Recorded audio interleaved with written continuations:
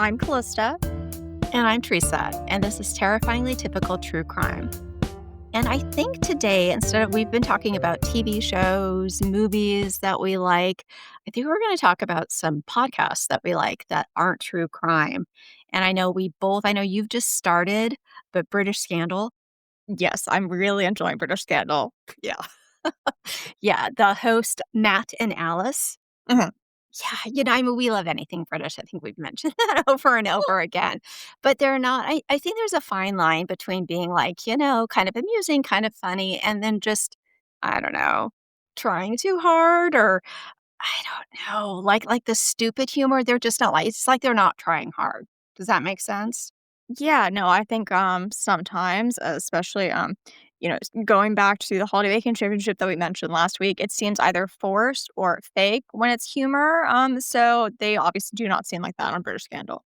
Yeah, that's a good point. And I know you haven't listened to it yet, but Scamfluencers, I also really like that. It's two hosts, Sachi and Sarah from Canada, and they're both journalists, and they'll cover, people that did Ponzi schemes and just people behaving badly, but political. It's not all political though, but I really like them too. Sometimes it's nice to get a little bit of a break from true crime. Yeah, they're definitely on my to be listened to list. Yeah. Yeah. I always follow and save, like, historical true crime cases, but I don't know, it's hard for me to get into them, and which is odd because I do like a historical true crime case, but Mhm. I guess I look at those as being different than, like, contemporary true crime, but Yeah, no, I hear that. yeah. Anywho, do you listen to anything else besides that isn't true crime? I know we both listened to the Rachel Maddow show. That's true. Yeah, she's great, and I like how she sets everything up too, so Me too, I like her intros. yeah, and you're always sometimes it's obvious what she's gonna talk about, and sometimes it's like, "Okay, let me pay attention. I'm along for the ride until she's gonna, like, enlighten us and, or correlate some past incident to what's currently going on." Yeah, yeah. And that's it? Kind of, unless you had something else. No, I mean, we mainly listen to true crime. So, Yeah. I listen to like my French podcasts, my French language learning podcast, but that's about it. Yeah, go you. Go you. They're either intermediate or beginner, so less go me. No, don't you listen to, like, French news and stuff? Or current events? I mean, that's still intermediate though. Okay, well, I mean, I'm not sure that everybody who simply took, a few French classes in college or something could listen to that and understand what was going on. It's not like they speak slowly, This is true. I right? really do like the one of them that does speak slowly because obviously I'm not fluent, and the one that when they speak more quickly, I just get the gist of it. Yeah, I'm not getting every word. Well, that's something, though. I mean, I think that's, I think that's pretty good. Don't knock it. This is true, and I'll plug both of them because I really like both of them. The one where she speaks slower is Little Talk in Slow French. Let me double check that because I think that's what it is. Yes, Little Talk in Slow French, and then when they speak more quickly, that is, ironically or only ironically to me, called Easy French. That's great. That's great. I mean, I guess if something is your, native language, you're gonna think maybe, "Oh, this is gonna be easy." Yeah. Yeah, yeah. Alrighty then. Okay. So, we're finally done with female killer nurses and are starting our next theme, serial killers who targeted gay men in the 90s. And because men are more likely to commit acts of homophobic violence than women, all of our episodes will involve male murderers. Backing up the statement, forensic psychologist Karen Franklin's 1998 anonymous survey of 484 students at 6 community colleges in the San Francisco Bay Area found that, as compared to 4% of women, 18% of men admitted to committing acts of violence or making threats against gay men. They often defended their inexcusable behavior by saying that they believed that gay men were sexual predators or were deserving of punishment for violating prescriptive gender norms. Oh my god. I will never understand this. Someone's sexual orientation doesn't affect you. It's just weird how people feel threatened. Like you, I just don't get it. Yeah. While bigoted brutality is nothing new, violence towards gay men in the 90s was driven, in part, by the AIDS crisis. Spread through bodily fluids like blood, semen, and breast milk, AIDS is the last stage of the infection of the human immunodeficiency virus. The virus may have later been traced all the way back to the 1920s to what is now the Democratic Republic of Congo, but the first official report of what would be described the following year as acquired immunodeficiency syndrome came out on June 5th, 1981, in the U.S. Center for Disease Control's article on 5 gay men with compromised immune systems. With scientists originally naming the condition gay related immune disorder, it was connected to and sometimes blamed on gay American men. The press's prejudicial portrayal of gay men with the condition versus their straight counterparts, because women, children, hemophiliacs, blood transfusion recipients, and people who inject drugs also contracted the virus, reinforced homophobic attitudes and contributed to the government's lackluster response, given that the disease was linked to gay men. President Ronald Reagan didn't even publicly refer to the crisis until September 17th, 1985, when, in answering a journalist's question, he said it was a top priority. The fact that it hadn't been a priority was glaringly obvious from Press Secretary Larry Speake's earlier joke about what the media nicknamed the gay plague, such as when he hilariously said he didn't have it, then prolonged the top notch comedy special by asking a reporter if he did, because people dying is always funny. Yeah, there's nothing funnier than an illness that causes prolonged suffering and eventual death. People. Experts learned how deadly the disease was long before the president deigned to comment on it, but inadequate research funding allowed the number of cases in the U.S. to jump from 2,807 by the end of 1983 to 15,527 by the end of 1985. But even amidst widespread illness and death, the community wasn't giving up. Having lost his boyfriend to AIDS in 1984, Eric Sawyer, who was also HIV positive, channeled his grief by joining playwright and gay activist Larry Kramer to launch the AIDS Coalition to Unleash Power, or ACT UP, in 1987. To force people to confront the epidemic, they would spread the ashes of those who had died from AIDS across the White House lawn, or haul their bodies in open caskets down the streets of New York.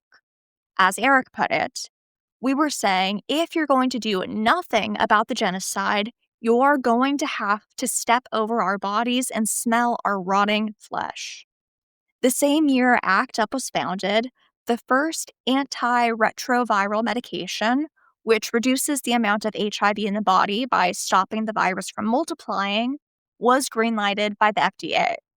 Despite this major advancement, AIDS still managed to become the leading cause of death for 25 to 44-year-old men in the US in 1992. Dang, that's staggering. It truly is. Over a decade later, AIDS was still the number one cause of death for African Americans between the ages of 25 and 44 in 2005. Institutional racism in the form of higher rates of poverty and lack of access to healthcare has meant that African Americans have been disproportionately impacted from the beginning of the crisis. Gee, I'm so surprised. I know, it's almost as if centuries of systemic discrimination take a toll. Speaking of discriminatory laws and practices, American law has historically held that same sex relationships and sex are criminal and unnatural. And in the name of responding to the AIDS epidemic, additional laws were passed in over 35 states that criminalized activities capable of spreading the virus. Rather than significantly reducing the rate of transmission, laws like those prohibiting sodomy, which extended to anal and oral sex in spite of there being little to no risk of transmitting HIV through oral sex, had greater success in creating fear around testing and treatment, and in furthering the stigma that resulted in gay men losing their jobs, being evicted from their apartments, or becoming estranged from their families. When AIDS claimed the lives of gay men with partners, their surviving loved ones couldn't receive survivor benefits and were often barred from hospitals and funerals by families who refused to acknowledge their relationship. So cruel. It's heartbreaking.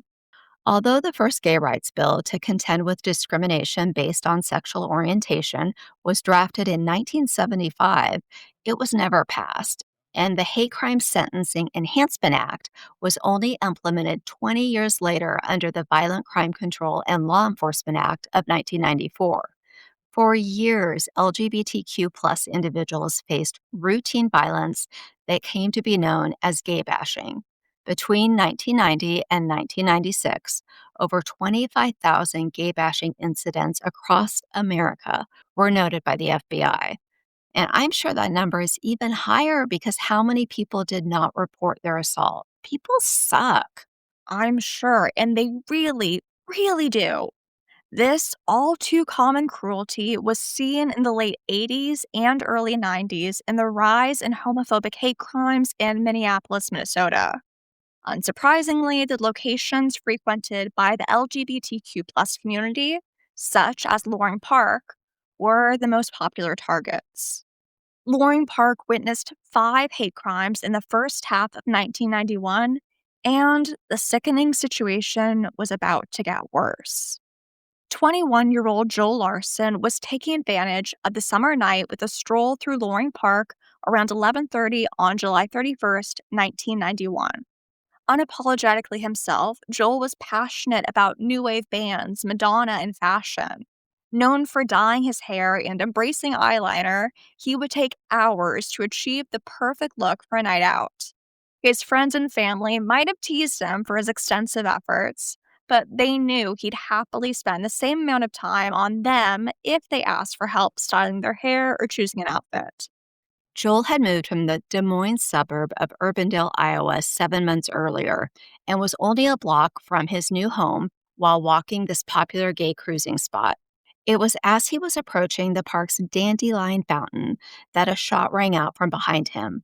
Police raced to the scene after calls reported the unmistakable pop, but Joel was soon pronounced dead from a bullet to the back. Even though investigators learned from the bullet fragments left behind that Joel had been murdered with a .38 caliber revolver, forensic evidence and vague descriptions of the shooter weren't enough to prevent more violence. Around 5:30 in the morning on August 10th, 10 days after Joel was killed, the sound of screams drew emergency responders to another gathering spot for Minneapolis gay men on the east bank of the Mississippi River. Having rushed to the side of a man lying on a trail, they discovered 19-year-old Cord Draszt. Despite the 2 gunshot wounds to his back, he had survived and was able to describe his assailant as a 5'9" man with long hair covered by a baseball cap.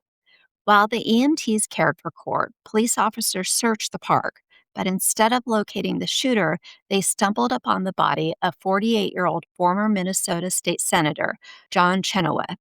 He had been shot twice in the chest and was surrounded by blood. Before his life was cruelly cut short, John Chenoweth had served in the State House of Representatives from 1969 to 1970 and the State Senate from 1971 to 1979. During his Senate tenure, he concentrated on public employee issues. A former law clerk and congressional campaign director, John worked as a stockbroker at Payne, Weber, Jackson, and Curtis, then as an investment counselor before resigning from the Senate in November 1979 to take on the role of director of the Minneapolis Municipal Employees Retirement Fund, or MRF. Born on May 4th, 1943, in St. Paul, Minnesota, John married Sherry Naughton, who was later confirmed as Consumer Affairs Commissioner in 1971. They had a son who was also named John, but the marriage ultimately fell apart. Even though John never spoke openly about it, various sources have stated that he was, in fact, gay. As difficult as it undoubtedly would have been for John to serve as an openly gay legislator, he wouldn't have been the first. The first openly gay member of the Minnesota legislature and one of the first openly gay state legislators in the entire country was University of Minnesota Associate Professor of History Alan Spear. Alan didn't run as a gay man, but he was elected to the Minnesota Senate in 1972 after describing his plans to sponsor a same sex marriage bill. He came out 2 years later on December 9th, 1974, in the Minneapolis Star Tribune and was elected president of the Senate as an openly gay man in January 1993. Having remained in the coveted role until his retirement in 2000, he ended his tenure as the longest serving openly gay state legislator in America at the time. Go Allen. Yeah. Like Allen, John was a former Democratic farmer, Labor Party member, but his closeted status meant that there was initially speculation that his murder may have been due to his professional rather than his personal life, which had had its fair share of ups and downs. Having faced criticism from Merck in 1987 after purchasing a Jaguar with funds designated for business use, 3 years later, in May 1990, John left to work in the private sector in the wake of various investment losses. Following his resignation, he was named in several lawsuits with regard to his investment strategy. Although he brought home over $80,000 in his final year with Merck, he had been thinking of entering the private sector for a while to increase his earnings. That said, in the year before his death, John couldn't find a job, which he said was due to the allegations that he was responsible for the fund's losses. It didn't take long for authorities to realize that John's murder wasn't connected to his employment history, but to his sexual orientation. While ballistics analyzed the evidence from the second shooting, investigators theorized that Joel's and John's murders could be linked based on the fact that both nighttime shootings took place at locations that were popular with gay men. This hunch was proven correct once the bullet fragments from both scenes were found to have been fired from the same .38 caliber handgun. Faced with two deaths, continuing attacks, and an unsympathetic police force, activists held a protest in August 1991 at Minneapolis City Hall, in which they held up posters seeking justice for the murders of Joel Larson and John Chenoweth. They criticized the police for their failure to make an arrest and their lack of any openly gay officers. In contrast to the mourners' grief at Joel Larson's memorial in Des Moines and the community's camaraderie at the vigil in Loring Park, the police offered the verbal equivalent of a shrug in suggesting that gay men should avoid hookup spots at night if they valued their lives. Comments like these only strengthened the LGBTQ plus community's belief that it was more trouble than it was worth to report violent crimes. I mean, it sounds a lot like if she wasn't dressed like that, she wouldn't have been raped. And the number of sexual assaults that aren't reported because of law enforcement's lackluster response. It sure does. It's nice to know we've come so far. After 6 months of simmering tension, the Minneapolis police finally thought that they'd found the shooter. But they soon realized their mistake when a 6-page letter addressed to our dear gay friends was delivered to gay advocacy groups, the St. Paul Pioneer Press, and KSTP TV in February 1992. Their prime suspect had been in custody for robbing a Minneapolis gay bar called The Saloon. There was no way he could have sent the letter while locked up without anyone knowing about it. And there was no doubt that this letter had come from the killer. The fact that he knew that the murder weapon had been a .38 caliber revolver was proof of his involvement. Having identified himself as the murderer, the letter writer explained that he had been compelled to reach out after the police had failed to make any significant headway on the shootings. Claiming to be part of the fictitious AIDS Commission, the author wrote that its chairman had killed Joel as he ran towards a nearby basketball court. His yells for someone to come help let the chairman know his bullet had found its target. The writer explained that the murders were committed to hamper the spread of AIDS by making gay hangout spots a no go. He offered a weak apology for the violence, but claimed it was necessary to send a message to the promiscuous, filthy gay community. He went on to say that the rather obvious purpose of this letter is to advise members of the gay community to avoid public places. Having abandoned any subtlety, he boasted that you'll never catch us. Although the letter pointed to a group as the masterminds behind the killings, the true writer was just one pathetic man. 23-year-old J. Thomas Johnson was working as a host at the Denny's Diner in Roseville when he went on his murderous rampage.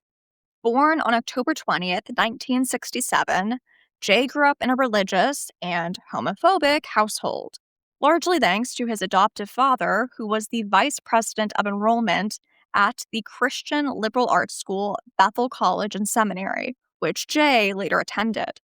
Whether it was simply a part of his lacking personality or a result of his suspicions that his son might be gay, Jay's father spoke loudly and frequently about the evils of homosexuality. When watching the Christian TV show The 700 Club, Jay saw this same hatred embraced by host Pat Robertson, who said in 1990 that homosexuality was a pathology, it is a sickness, and it needs to be treated. In case he hadn't made his feelings clear enough, he elaborated by stating, many of those people involved with Adolf Hitler were Satanists. Many of them were homosexuals. The two things seem to go together. In his quest to paint the LGBTQ plus community as immoral, Pat had apparently put on his blinders and conveniently ignored Hitler's well-documented persecution of gay men. Pat Robertson he was such a piece of shit. Anyway, people shouldn't seek moral guidance from a televangelist standing behind his pulpit, spewing hate and asking for money. Shockingly enough, they might not have your best interests at heart. I mean, imagine that. You would have to have, be able to think for yourself, though, to figure that out, I suppose. Yeah. With an entrenched belief that he and others like him were somehow bad, Jay saw closing off cruising spots by murdering the gay men who frequented them as both a moral imperative and a way to reduce the chance that he would be lured in himself. After shooting three men and sending in his gloating letter, Jay decided the next step in his mission was to call the Gay and Lesbian Community Action Council, still claiming to be part of the AIDS Commission. He warned of more murders to come. Jay's need for attention wasn't satisfied with one call, though, and he picked up the phone again a few days later. But unbeknownst to him, the police had put a tap on the council's phone lines. This tap allowed investigators to trace the calls to the Roseville boarding house Jay was living in. After ordering surveillance on the home and obtaining search warrants for both it and his car, authorities barged in to arrest Jay at 3 in the morning on February 22nd, 1992. The .38 revolver was recovered from a briefcase in his car, and the baseball cap and long-haired wig Cord had described his assailant as sporting were found inside the vehicle as well. Inside Jay's rented room, the police discovered a handwritten copy of the 6-page letter, clippings about the killings, and a journal in which Jay discussed the murders he had committed and the ones he was currently planning. In one entry, he wrote that his desire to commit multiple murders and become one of the nation's most notorious serial killers intensified after learning of his HIV positive diagnosis. Fortunately, his dreams of infamy were never realized. He was brought in for questioning and identified by an eyewitness to one of the shootings.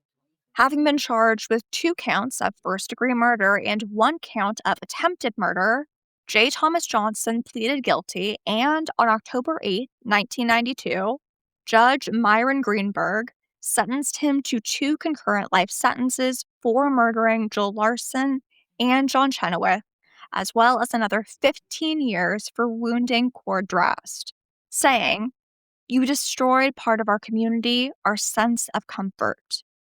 Imprisoned at Minnesota Correctional Facility Stillwater in Bayport, Jay is now in his 50s and has been behind bars for over 30 years. He will not become eligible for parole until 2032. In an attempt to excuse his indefensible actions, in the 1998 documentary License to Kill, Jay explained, "I believe I was a very confused person. I wasn't exactly black or white. I'm half and half. And I don't belong specifically to the black community or the white community. I have gay preferences, but I don't really embrace the gay community. I'm religiously hostile to them. There's a lot of contradictions there." And I don't doubt that he was confused given how he grew up. He didn't have a support network filled with people who could encourage him to accept himself. But instead of finding a community, he allowed his self loathing to fester until it warped his way of thinking and made murder a justifiable course of action. He may have grown up surrounded by hatred, but ultimately, he's the one who chose to embrace it. While J. Thomas Johnson may have thrown his life away, his victim's legacy lives on. After his funeral in St. Casimir's Catholic Church in St. Paul, John Chenoweth was laid to rest in Roselawn Cemetery in Roseville. At Joel Larson's funeral, his loved ones willingly waited in a line that went around the church for the chance to say goodbye. In 2014, his friends used Indiegogo to crowdfund $2,168 for a memorial bench in Loring Park. Still as popular as ever, the park hosts thousands every June for Twin Cities LGBTQ Pride. The bench near Burger Fountain reads, "In memory of Joel Larson, teach love." And we wanted to let you know that we're going to start releasing episodes every other week, so we'll be off next week. But when we come back, we'll be continuing our series on serial killers who targeted gay men in the 90s when we discuss the case of Herb Baumeister. All the sources we use for this episode are in the show notes below. If you'd like to suggest a case or theme for us to discuss, you can email us at terrifyinglytypicalpodcast@gmail.com. You can also follow us at Terrifyingly Typical Podcast on Instagram and at Terrifyingly Typical Pod on TikTok. Feel free to leave us a comment, rating, or review to let us know what you think. We'd love to hear your opinions. See you soon.